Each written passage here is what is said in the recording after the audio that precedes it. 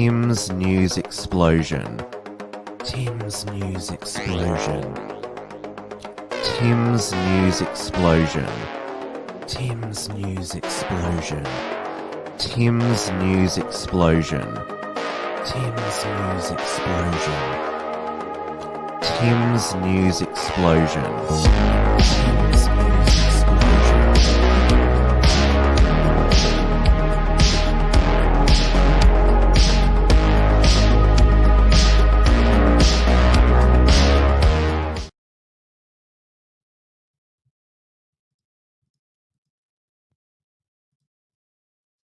Hello, everybody, and welcome to this week's edition of Tim's News Explosion. We are live, as always, on the Wilmsfront YouTube and DLive channels, as well as on the interactive entropy software, which I've just put into the chat. Apologies to my regulars there. There was a false start. That's because I've rearranged a lot of things in the studio today, and so a few things are out of place, not in their normal areas, and so please bear with me tonight if there's any sort of future hitches there. It always happens when you in the process of trying to make things grander. There's always a bit of learning processes there, so just bear with me there. Today is Monday, the 15th of November, 2021. It is 8:30 p.m. here in Melbourne, Victoria, where last time I checked, we were in the southern hemisphere, where we're in late spring, supposed to be going into summer, but it feels like we're about to go into winter with an absolutely shocking weekend weather-wise, raining, windy, cold. Thankfully, there was not another great storm like we had in late October, just before Cup weekend there, though where I am, the power did flicker on and off. But it's probably appropriate that there are, or you would say, it signals the dark weather here, that it's still dark times here in Victoria, where Dan Andrews' permanent pandemic legislation, the official title is the Public Health and Wellbeing Act Amendment, Pandemic Management Bill. It's before the upper house this week. It was rushed through the lower house a couple of weeks ago because Dan Andrews' Labor Party has the majority there. And on this Saturday, it was the third Kill the Bill rally, third Saturday in a row. There it had been a Kill the Bill rally. And this Saturday, it broke the previous week's record for the largest non-communist protest in the city of Melbourne and the state of Victoria, with 50,000 attending the Kill the Bill rally there. This was the report written up by Andy Nolch, who live streamed for the Unshackled on our Facebook page, and also put together a highlights package, which we've published on the Unshackled YouTube channel. And now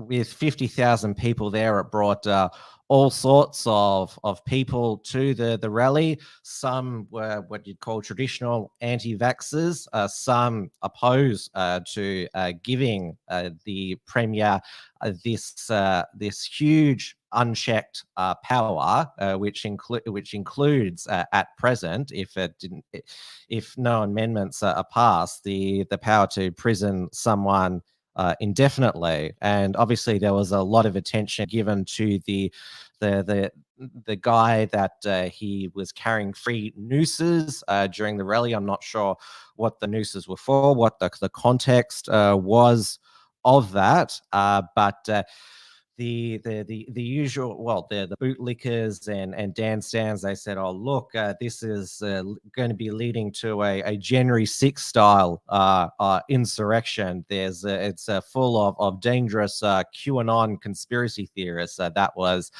that's the big boogeyman now. QAnon January 6th insurrectionists. But there was not only of course, as has always been the case during these anti-lockdown, pro-freedom, anti-mandatory vaccination rallies, there's been independent media to document it, as well as mainstream media.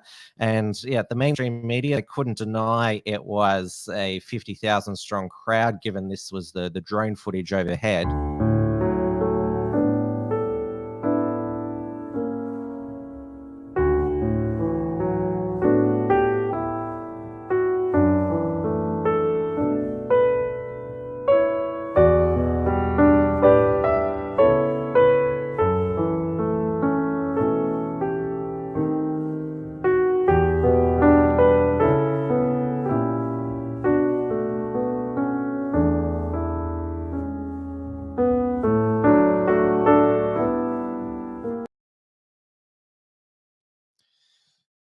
As you can see, a massive crowd of people there, and in that crowd was Sky News host and journalist Peter Credlin, who was interviewed by fellow Sky News journalist Andrea Crothers about who she observed was at the rally. This legislation, it takes away liberty.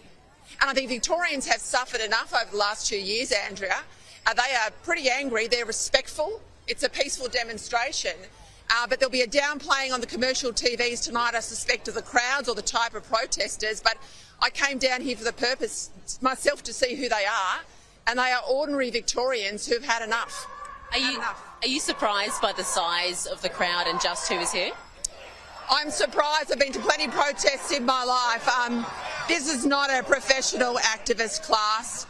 This is mum and dad average. I mean, there's prams, there's kids, there's dogs, there's elderly Australians, elderly Victorians. I think this is a really grassroots movement now. Thanks very much, Peter. Thanks, Andrea. So as I said,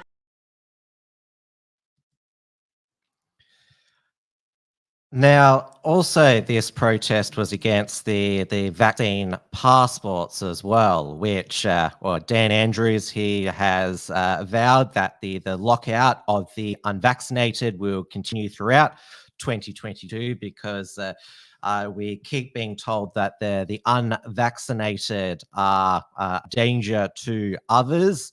Apparently, we're at a greater risk of catching COVID from an unvaccinated person. The vaccinated are, but as we keep seeing with the daily case numbers in Victoria, they've just started to tip back under 1,000, but there's obviously still plenty of cases, and one of them was recently in the past week was the project host, Peter Hillier, who's been double vaccinated. He tweeted, "I was so sick of friends saying they didn't know anyone with COVID, so I got COVID. Not deliberately, of course. I'm nearing the end of my quarantine and feel absolutely fine. The worst I got was a mild cold. Not because the virus didn't have bad intentions, but because science is brilliant, and being fully immunized meant I had a whole bunch of vaccine goodness protecting me. My family are safe, and I am grateful. I'll be back to work next week. Thank you, science. I think I have a crush on you."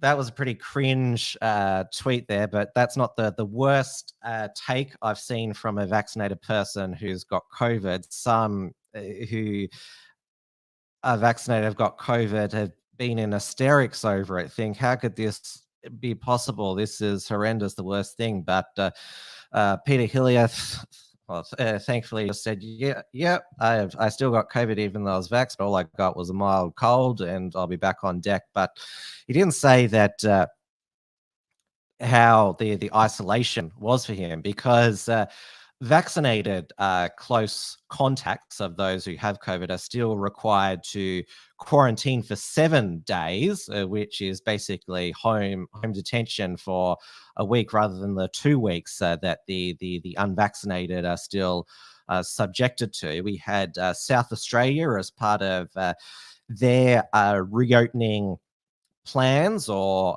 measures, reopening to COVID, living with COVID states, Victoria, ACT, New South Wales, on the 23rd of November, they released their new close contact protocols, which obviously, if we're going to be treating COVID like the cold and flu, we still have, I mean, Victoria is not the only jurisdiction to still have emergency powers, health orders in place.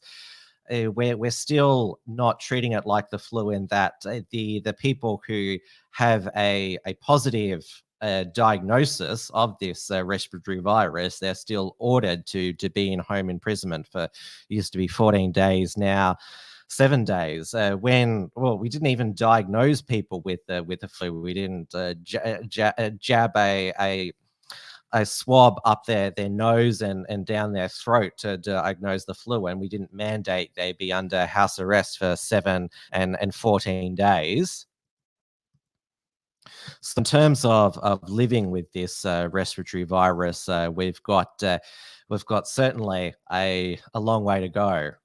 Now, we've seen the rallies increase against Dan's permanent pandemic powers and his vaccine mandates and passports for the past 3 weeks, because Victoria Police have let peaceful protests gather after the end of lockdown. So people who have strong views about what's happened over the past 20 months with the pandemic lockdown police state feel comfortable that they're not going to be strangled or stomped on or beaten by the Victoria Police if they attend and cop a $5,000 fine.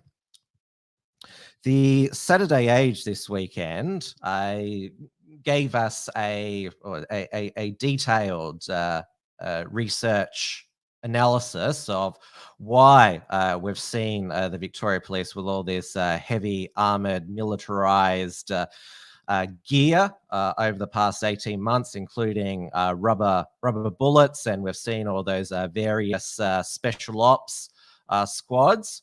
And so the Age revealed that Victoria has become one of the most heavily policed states in Australia after a 2-decade-long law and order rivalry between the ALP and Coalition helped build the largest law enforcement organisation. The state's war on crime has seen spending on police, courts and prisons grow at double or triple the rate of other states and territories over the past decade, with Victoria now arresting and jailing people at levels not seen since the 19th century. And often they're not arresting and jailing the actual violent criminals. That's actually the worst part of it. Growth in the criminal justice system spending has outstripped that of education and health since 2013. So we didn't have a public health response. You can see from this, we had a police state response. Evidence of the political priority given to police numbers and law and order, especially by the Andrews government since it was first elected in 2014. And unbelievably, the person in charge of chairing this parliamentary inquiry into the state's criminal justice system is Fiona Patten, one of the 3 stooges who is going to be voting in favour of Dan Andrews' permanent pandemic laws. Though there's going to be, we're hearing some last-minute amendments to increase parliamentary oversight and to allow people to appeal detention orders through VCAT rather than the courts there. So this is what she said: you can't build mental health facilities, you can't fund the affordable housing we need while investing in police and prisons at the rate that we are. Yes, Dan, he promised, 4,000 ICU beds at the beginning of the pandemic, didn't deliver them, but certainly defended and enabled Victoria Police to brutally enforce the lockdowns to defend the underfunded public health system. Victoria Police has now 22,000 personnel and government funding worth $4 billion a year, passing New South Wales Police. So Victoria has 327 police staff per 100,000 population.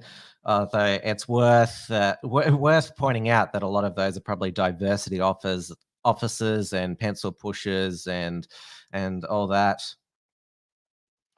So Victoria Police refused to comment on whether it has appropriate levels of staffing. A spokeswoman noticed that recent bushfires and coronavirus pandemic and demonstrated how agile and responsive the organisation needs to be. Well, that's one way of putting it there. There is no doubt police working harder than ever, locking up offenders in record numbers, partly due to the additional resources. Just like any other organisation, Victoria Police will review its resources to the right number of people in the right places. And if we go further down here, see, this is a graphic here, growth in spending. So police prisons, a lot more. Well, there is a new age sort of prison being built, the Mickleham quarantine camp. That's probably not included in these figures here. So yes, that explains why Victoria Police, the state of Victoria has had the most brutal lockdown in terms of police response, and they've issued the most COVID fines. I think are only about 10% of them have been paid there.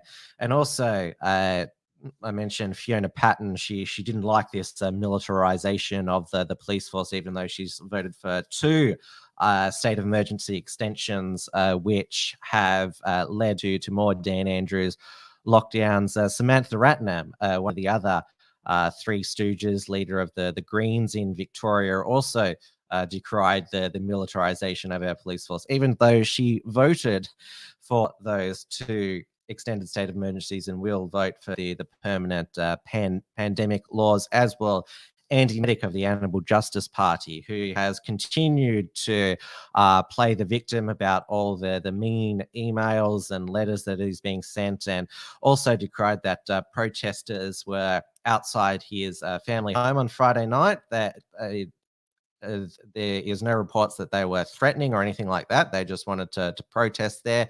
Of course, the leftist protesters, they have no hesitation about targeting politicians and people they don't like in their private homes. I mean, they've done it to Tucker Carlson over in the US. They even accosted a congresswoman in the toilets over in the US. But if it happens to a leftist, oh, this is terrible of these far-right QAnon extremists, and oh, this is a threat to democracy, blah, blah, blah, blah, blah.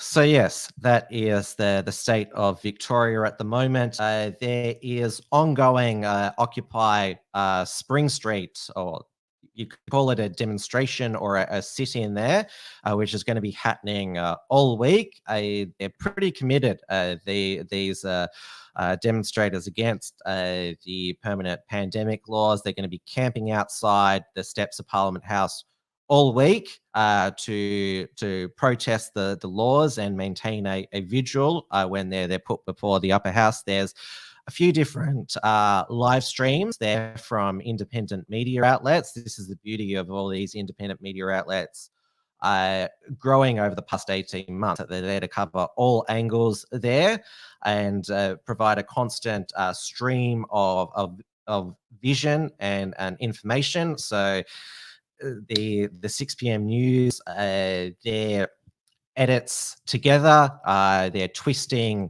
of the day's events and narratives, they don't have the power that they once were. As well as South Australia today, announcing, well, more detail about their border reopening plan. We had, because the state of Queensland, where I see Mel McPhee, one of our resident Queensland viewers. Hello, Melissa. Queensland today, well, it had a, what do you call, a soft border reopening, because the state reached 70% double vaccinated of those over the age of 16. So that means that people can enter from COVID hotspots which is New South Wales, ACT, and Victoria. But they have to be fully vaccinated and have to home quarantine for 14 days. It's only when the state reaches 80%, which will be December 17th at the latest, that they'll open up without home quarantine, but you'll still have to get a negative COVID test on arrival, which, again, we can't truly be a federation again with free intercourse between the states as stipulated in our constitution, unless all domestic border restrictions are lifted, including testing requirements and all those various border passes there. And now we've had an AFL footballer, should I say AFL male footballer, decide to give up his career because he didn't want the vaccine, which is mandated by the AFL and also by the Andrews Labor government. So Carlton's Liam Jones, he announced his retirement after reportedly refusing the vaccination. So the club said they made a bid to provide appropriate support for the 30-year-old. Jones said he made the decision for personal reasons. I wish to announce my retirement from AFL football effective immediately. I want to take this opportunity to thank all who have supported me throughout my journey, both personally and professionally. I love the game and I'll miss my teammates. I hope that people respect my decision and privacy. Neither myself or management team will be making further comments. Jones was contracted through the end of 2022, and his decision to retire reportedly cost him under $500,000 a year. That's a high price to pay for your principles there.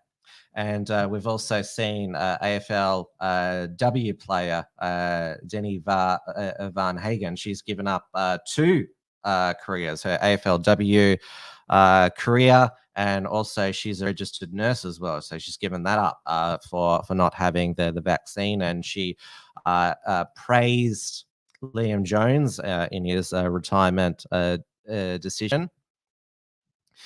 Now, even though, as I mentioned in my introduction, even though it is cold in Victoria, we are still heading into summer, but the Northern Hemisphere is heading into their winter period, which respiratory viruses, they spread during winter time. And not surprisingly, the European continent has seen a surge in COVID cases, despite their populations being highly vaccinated. And a few nations in Central Europe have already, given in to the COVID control fanatics and brought in restrictions and lockdowns. Austria, they have brought back lockdowns, but for the unvaccinated, which is not too different to what we have in New South Wales and Victoria. Well, in Victoria, it's a lock out, not a lockdown for the unvaccinated. In New South Wales, it's more of a lockdown for the unvaccinated until December 15th, if Dominic Perrottet keeps his word, even though he's broken a promise once. And we saw the Netherlands, they have implemented a partial lockdown for both the vaccinated and unvaccinated, even though they have about 85% of their adult population double vax. So bars and restaurants have to close at 8 p.m. So caretaker Prime Minister Mark Rutte, he's been there for a while. He said that restrictions would be reimposed for 3 weeks. And it goes further down here. A group of 100 anti-lockdown protesters gathered outside government building in The Hague. Several were detained for setting off fireworks and throwing objects at police. The government was also exploring ways to restrict access to indoor venues for people who have not been vaccinated. And it just goes down here. Schools, theatres and cinemas will remain open. It's a dramatic change for the Dutch government, which until last month had thought that a relatively high vaccination rate would allow it to further ease measures towards the end of the year.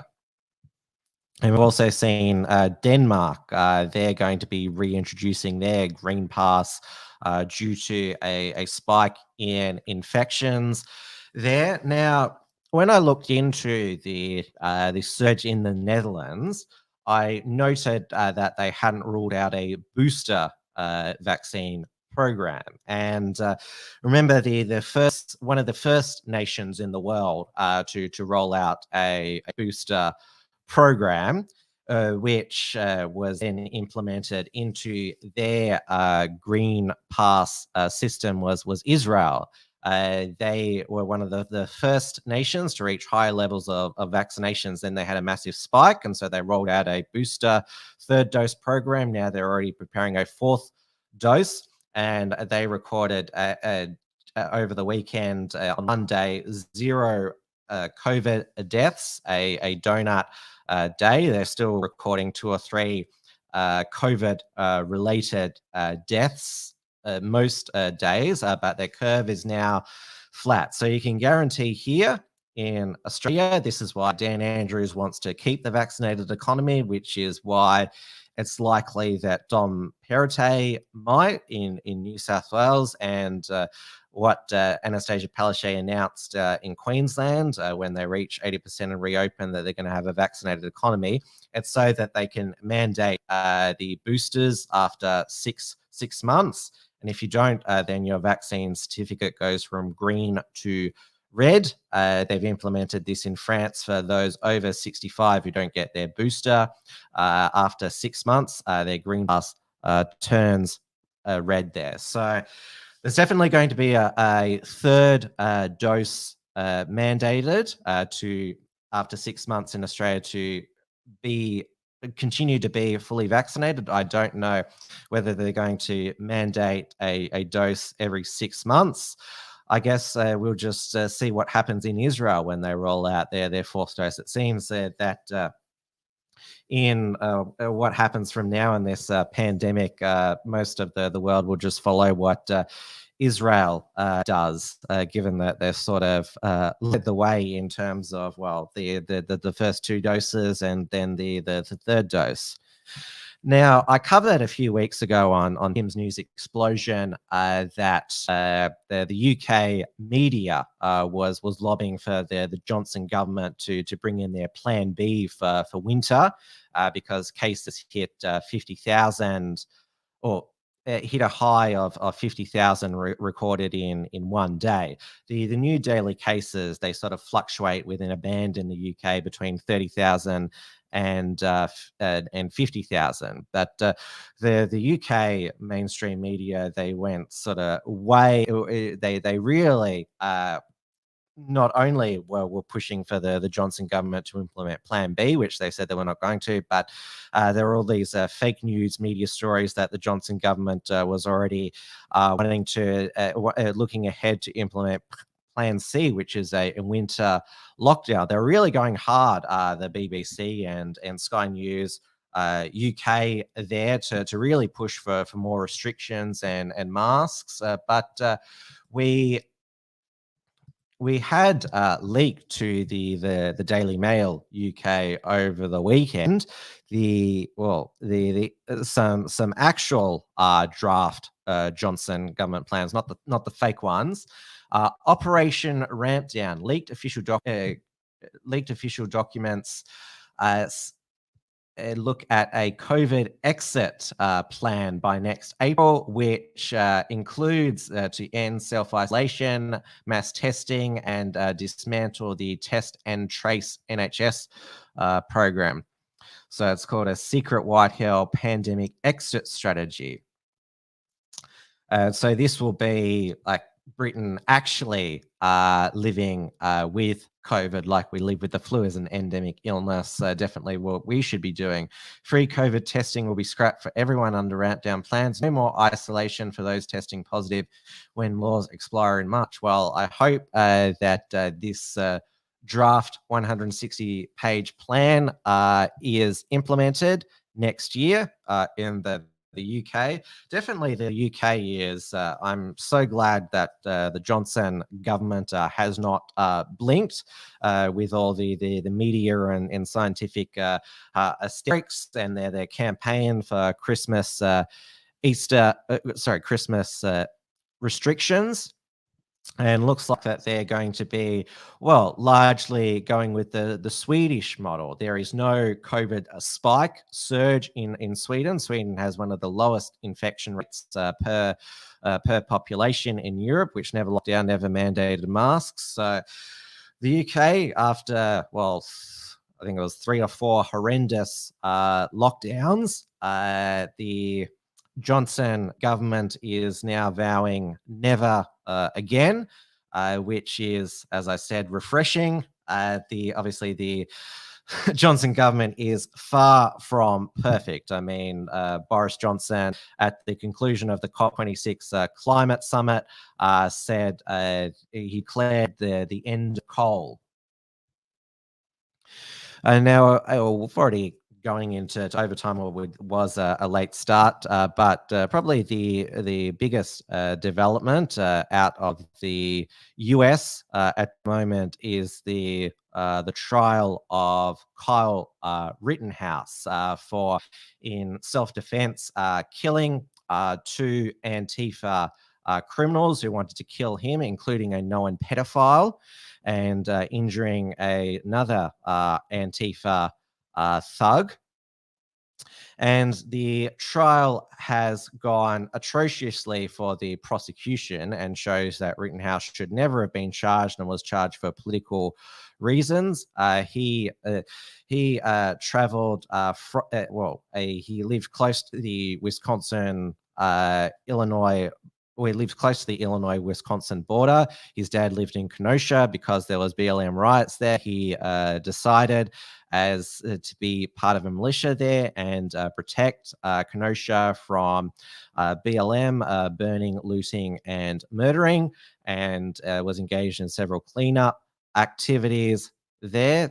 He was 17 at the time. He's now 18. This guy, Kyle Rittenhouse, is a hero, a model citizen. He is more of a man than many of the men we see in high positions of power in government and society these days.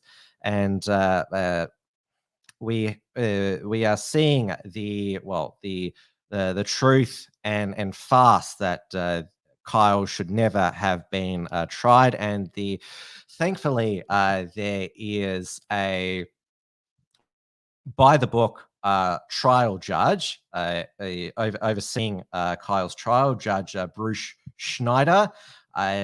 We've had various far left extremists threaten the judge and also threatened the jury members. He eviscerated the prosecution for trying to raise in the trial the fact that after he was granted bail, Kyle posed with some Proud Boys to do the OK symbol in a free as fuck t-shirt. This is what Judge Schneider said to the prosecution. Why would you think that that made it okay for you, without any advance notice, to bring this matter before the jury? I was astonished when you began your examination by commenting on the defendant's post-arrest silence. That's basic law. It's been basic law in this country for 40 years, 50 years. I have no idea why you would do something like that. And it gives, I'll leave it at that. So I don't know what you're up to. But probably I would say best comment on one of the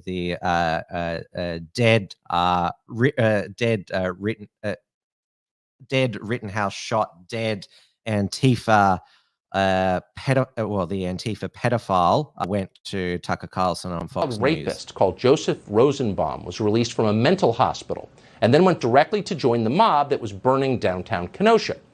Once he got to the riot, Rosenbaum saw Kyle Rittenhouse and immediately threatened to kill him. Rosenbaum then chased Rittenhouse and tried to pull the gun from his hands. When he did that, Kyle Rittenhouse shot him. So Joseph Rosenbaum died as he had lived, trying to touch an unwilling minor. And this Joseph, he wasn't just a known pedophile. He was an abhorrent, he was the worst of the worst. He brutally sodomized 5 boys. He made friends with their single mother so he could groom those boys and brutally sodomize them. So the worst of the worst. But you still have the online left venerating him, that he's a victim of this far right white supremacist extremist, even though Kyle shot 3 white people. So how can he be a white supremacist? And fingers crossed that the jury makes the right decision based on the evidence and finds him not guilty. Melissa has said, Kyle for president. Yes, if he's found not guilty, then, he will have a clean criminal record and will be able to run for president. Obviously, the Antifa BLM, they'll try to harm him. But as we've seen, he's more than capable of defending himself from terrorists.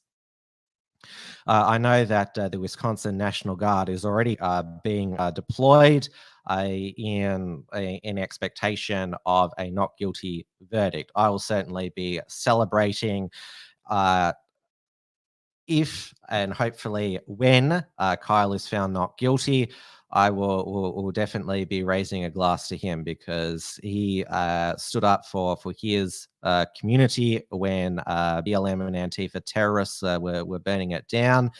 And so we definitely call him one of the most manliest mans in the 21st century. That's all for Tim's News Explosion tonight. I'll be back with Wilmsfront on Thursday evening, 8:30 p.m. Melbourne time on Wilmsfront channel, and then Trad Tasman Talk back with Dewey Boy 6 p.m. Melbourne on the Unshackled YouTube channel.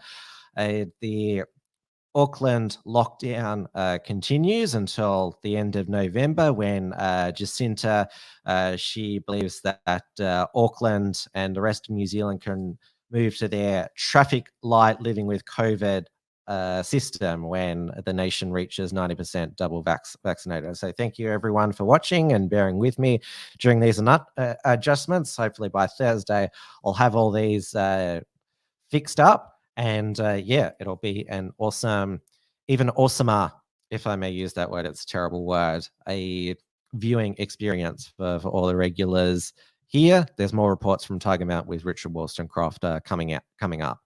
All right, good night, everybody. Take care, stay safe, stay sane, and, in Victoria, let's hope that definitely the bill is not going to be killed, but we hope some amendments are made to it so that it's slightly less horrendous. But that was probably the plan of Dan all along: release this horrendous fascist bill and then water it down a bit and say, look, we've reached a sensible compromise. That's how people like him work a lot of the time. All right, good night, everybody. Tim's News Explosion. Tim's News Explosion. Tim's News Explosion. Tim's News Explosion. Tim's News Explosion. Tim's News Explosion. Tim's News Explosion.